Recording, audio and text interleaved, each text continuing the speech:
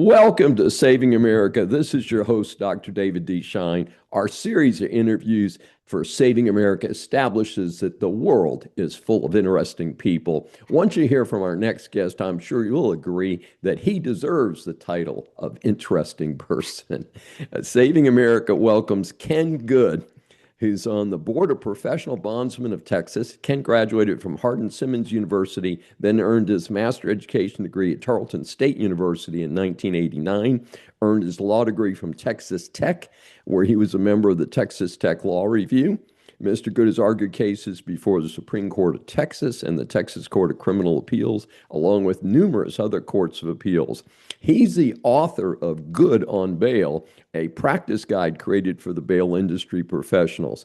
In addition, he has written numerous articles on the subject of bail reform. We welcome Ken Good for a return appearance on Saving America. Before we dive deeper, a quick shout out to all of you, longtime listeners and the new folks who've just joined me. Your support keeps this whole thing moving. If what you hear strikes a chord with you, post a like, leave a comment, and hit subscribe on whatever platform you're on. And if something crosses your radar that the slopstream media is ignoring, as they tend to do, you can always send it my way at drdavesavesamerica.com. I read everything that you send in. Well, thank you for having me. It's good to be back. Well, we enjoyed having you the first time, and we're looking forward to discussing things with you today. So, things have changed since you were last visiting with us. What impact did President Trump's announcement regarding cash bail for violent criminals have on the American court system? What have you seen? Well, I would say it's had opposing impacts. So from the activists, it's rejuvenated them, made them redouble their efforts, and, probably be illogical in some of their arguments, and even more so. But I think it's also brought a spotlight on this area about the illogicalness, maybe is not a correct word, but it's highlighted this issue of bail reform and these soft on crime policies, and that how they're doing damage to our urban areas and our states that are embracing these policies for no other reason than politics, not because they're working. Yeah, and it's been kind of interesting because I think the opposing view has largely been that minority and poor communities are the victims of this. But I think the crime statistics actually show the exact opposite, don't they, as to who's the victims? Well, I think yes, but I would state it a different way. The people that they're trying to help with these criminal justice reform, bail reform measures end up being the people that are hurt the most by these policies, and that turns out to be the very people they claim they're trying to help. And so the people they claim they're trying to help are getting the actually the exact opposite. They're getting hurt the worst.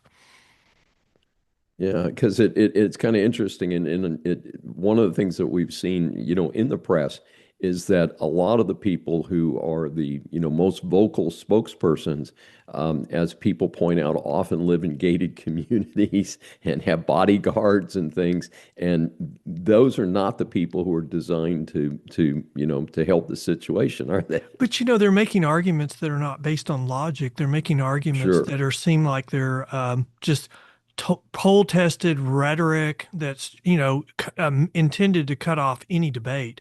I mean, AOC is the best example. We need to defund the police to make it safer. Well, the science on defunding the police and its impact on public safety is well established. I mean, crime immediately goes up, but she continues to argue that we need to defund the police to become safer. And so it's not an argument based on science. It's just a political argument, and I would say rhetoric that's intended to cut off debate. Yeah, well, it's and of course the scary facts that I hear in the press, and again I track the news very closely, is that she's been rumored to replace a possible replacement for Chuck Schumer in New York, and even a presidential candidate, and I find that rather extraordinary given her rather extreme positions on things. I would have said 2 years ago that would never happen, but with what's just happened in the last week with the Mamdani endorsed candidates getting elected in New York. You could say that's very possible, but I think this is actually a good sign. It's a good sign that the Democrat Party is getting more extremist, are becoming more extremist, and as it gets more extreme, it's doing the same thing it did to conservatives, except for it's just chasing off everybody else except the extremists. And the reason why I say that is, Texas has always been a conservative state, even when it was a Democrat state. It was a right Yes. of center Democrat state. And the reason why it became well entrenched as the Democrat Party is because by the Republicans is the Democrats chased off. They had no room anymore for conservatives. Well, they get to the point where they have no room for anyone but activists. They become a regional party, and they've been like that before in their history. And so I think that they are trying to do that again, maybe. Yeah, it's a very strange world that we live in these days. Now, we hear so much in the news about cash bail. I thought all bail was cash. What am I missing? Well, cash bail, I mean, when you're in the industry, that means different things in different areas, because bail is regulated by the states, but cash bail can mean the private industry, but cash bail can also mean you put up cash with the court. I mean, and the best place to see that differentiation is in Chicago and in Illinois. I mean, they got rid of the private industry, what we would think of as cash bonds a couple of decades ago, and that's when their crime started going up. But they still had cash bonds where you could post either 10% or the court, or the full amount of the bond with the court. And the problem is those courts started relying upon failures to appear, people's failures to fund court operations. So when they got rid of cash bonds, then that destroyed what was left. And when you get rid of those things and you were just doing simple release for everybody, you can't force people to come to court. There's no hammer to get people to come. And so you start having humongous failures to appear. And when you do that, you can't hold anybody accountable because you can't fill the jails up with everybody that failed to appear when you've got an 80% failure to appear rate. And so suddenly you're forced to dismiss cases, and criminals see that as a green light to commit more crime. And that's really what we've seen where all these policies have been embraced. Well, one of the things that comes to mind as we're talking about this is uh, the fellow who is accused of killing his physical therapist wife here in Houston. And my better half is a physical therapist and knew the lady who was Mm-mm. murdered. And again, he's accused. He has not been found guilty, but this fellow was out. And I'm assuming he got a lower bail because they let him out and put him on an ankle monitor. He just cut the ankle monitor off and went to Italy, and I Yeah. think he's still over there claiming asylum because we have the death penalty here in Texas. Fortunately, I'm a huge proponent of the death penalty, by the way. So, I mean, are these ankle monitors kind of a joke then? I've seen a couple cut off news stories where people have cut them off, and it seems like they ought to be rigged so if you cut it off, the bells go off in the nearest four police stations or something. Well, here's the little known fact about GPS monitoring is, if you wait till 5:30 on a Friday to cut off your GPS monitor, I mean, the GPS monitoring company may be notified and they may immediately send an email notification. Here's the problem. Nobody's going to receive it. Nobody's going to see it till Monday morning. And that's exactly what happened in the situation you mentioned. I mean, he cut it off after 5, so he got a 2.5 day head start, and he somehow got from Houston to Canada. In the meantime, he's got a forged passport that he travels on from Canada to Italy, and they find it, when he's trying to enter Italy, and so they take him into custody. And he immediately claimed, "Well, they're trying to prosecute me for the death penalty." Well, they're not. I mean, they haven't claimed the death penalty in his case. So he was very well prepared. Grew his hair out for 8 months, grew a beard out for 8 months, got a false passport. So I mean, this guy planned this for a long period of time, and he's still in Italy fighting extradition, asking for asylum, and he doesn't have any problem lying. I have a feeling he'll be back. It's just a question of when. Yeah, and I'm hoping that him coming back doesn't include taking the death penalty off the table, and Well, I that's think part the of the issue there. But the state's position is they were never seeking the death penalty. But I think that probably if they were, that would probably have to be taken off the table. But I think the DA's position is we weren't seeking the death penalty in that case. But Yeah. where the activists come in now, I mean, the newest arguments I'm seeing is they're saying, well, that was a stupid failure to appear. He just overslept. It wasn't willful. And so we should only hold a willful failure to appear against somebody. And I'm just telling you, that's the newest argument by the activists to try that tie the hands of judges because well, if we can only look at willful, how do we ever prove any failure to appear as willful? Willful is an intent crime. So you got to get inside the mind of the defendant, and he has a Fifth Amendment right not to testify against himself. So I take when the activists argue we should focus on willful, they're admitting failures to appear are increasing substantially, just like we've been arguing. And so now they have to focus the argument on failures to appear to only a subset, willful failures to appear, so that they can try to win that argument. And I think it's an admission that all the stuff they've been trying is just an absolute failure. Yeah. Well, and one of the things we want to chat about is we continue to hear about accused criminals committing more crimes while Mhm. they're out on bail. What needs to be done to improve things? And I was thinking specifically, again, Houston's a huge city and unfortunately has a significant crime problem. Is we had this guy the other day who is accused of running over his girlfriend. Of all things, there were three people on the moving crew, and it was a man, his girlfriend, and another guy. And they were moving furniture. He got in an argument with her, runs over her in the moving truck. He gets arrested 20 miles away.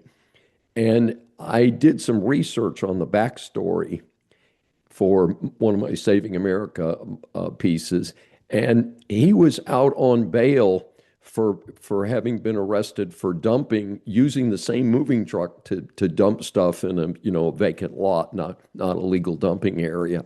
So it doesn't sound like he was learning very much from the exercise, does it? No. And, I think what those types of arguments show, especially in Houston, is how all of the activist arguments are wrong. They keep saying, oh, we've got first time offenders stuck in jail. No, that is absolutely not true. And you know it from your example, because if we had just first time offenders in jail, we'd get rid of them and we would hold the people that have criminal records. We have so many people in jail because our police are not allowed to arrest a lot of crimes.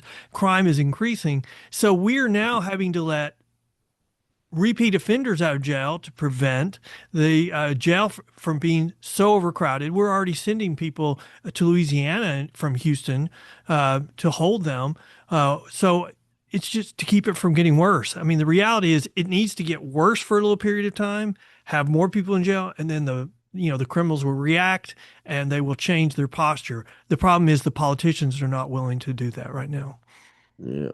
Well, following up on the moving truck stories, is he for some reason he saw two different judges, one for running her over, and they're only accusing him of manslaughter, which I find interesting because it sure sounds deliberate, which would Hmm. be at least second degree murder if it was a Hmm. crime of passion.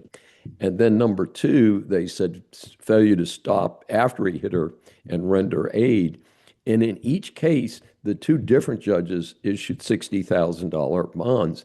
So he's only for what I consider murder, I don't care whether you call it manslaughter Hmm. or Hmm. second degree, is out on 100. Well, I don't know if he's physically out of jail yet today, but $120,000 bail doesn't sound like a lot of money for somebody who was already on bail and committed a murder of some kind. Well, we have a fight going on in Texas between the Texas legislature and, Harris County, really the commissioner's court over who sets bail policy. And that fight's been going on for 2, 3, 4 years. And it's kind of come to a head. And, we have magistrates in Harris County that set most of the bail.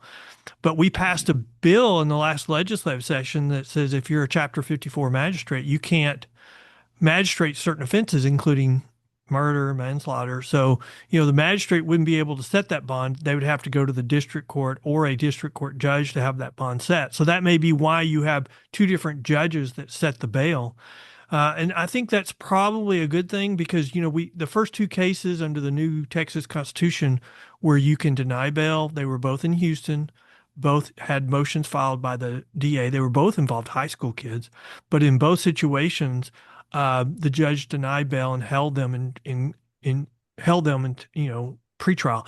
I don't think that would have been done before that constitutional amendment because we have this fight going on, and I've had a sheriff tell me I went to court in Houston because I didn't want that guy released, and the judge called me up to the bench and said my party wants these people released, so I'm going to release them. So it's all about Whoa. politics, politics, politics.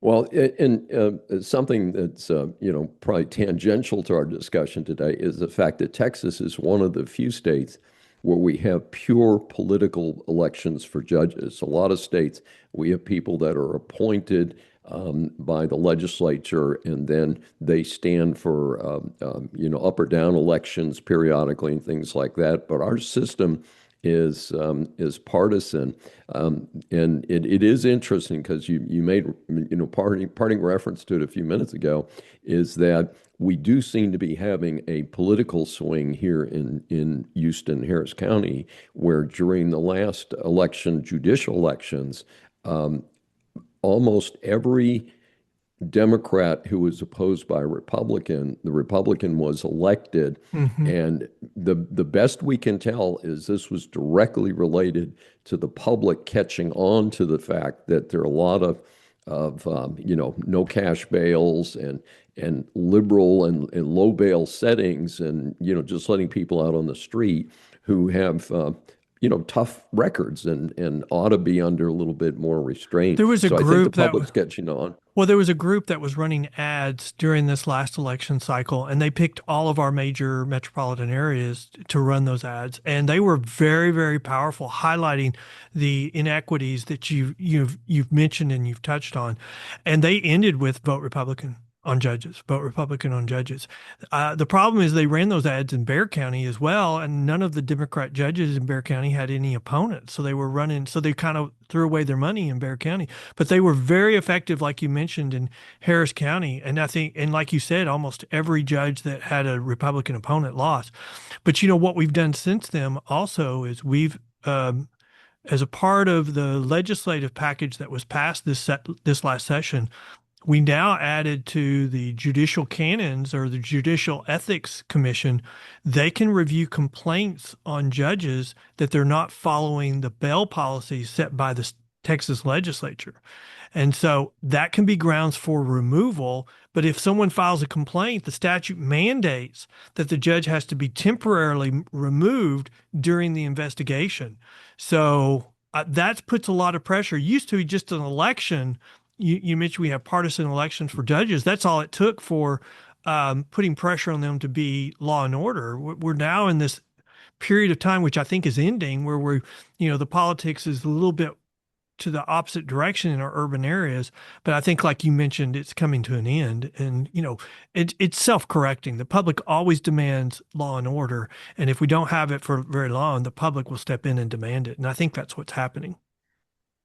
If you were giving advice to our wonderful Texas taxpayers in terms of this bail situation, what would you tell them to do? What can they do? One of the things you just mentioned is file a complaint, but can anybody file a complaint, or does it have to be somebody involved in the case, a victim or something? That's a good question. That's an area that we don't know the answer to yet. But since the election cycle before this one, the DA's office in Harris County filed some complaints against judges that were just out in left field. And one of them, got either announced he wasn't going to run for reelection, and he got sanctioned by the commission. So I don't know. I think that's going to be uncharted territory, and it's going to be how obvious is is the complaint. So we have a statute now that precludes personal bonds for certain violent offenses. So if a judge grants a personal bond for a violent offense